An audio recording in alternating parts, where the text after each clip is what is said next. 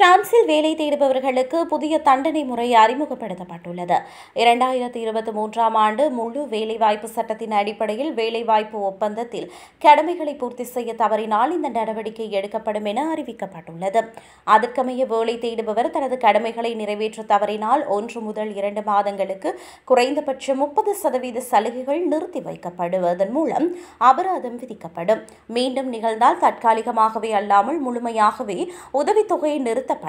இது 4 மாதங்கள் வரை நீடிக்கப்படும். வேலை தேடுபவர்களை தூண்டி அவர்களின் தேடல் பயணத்தில் அவர்களை வழிநடத்துவதே இந்த திட்டத்தின் நோக்கம் என தெரிவிக்கப்படுகிறது.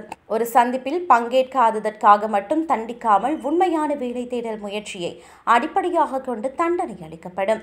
புதிய முறை பரிசோதிக்கப்பட்ட 8 மாகாணங்களிலும் தண்டனை அளவு அதிகரிக்கப்படவில்லை. வேலை தேடுபவர் தங்களது கடமைகளுக்கு இணங்கினால் தண்டனை நிறுத்தப்படும். இந்த புதிய முறையின் மூலம் வருமானம் அல்லது சலுகைகளை தூய்மையான மற்றும் எளிமையான முறையில் அடக்குவதற்கு மாற்றாக விரைவாக வேலைக்கு திரும்புவதற்கு மறுசீரமைப்பை ஊக்குவிக்க முடியும் என நம்புவதாக தொழிலாளர் அமைச்சு தெரிவித்துள்ளது.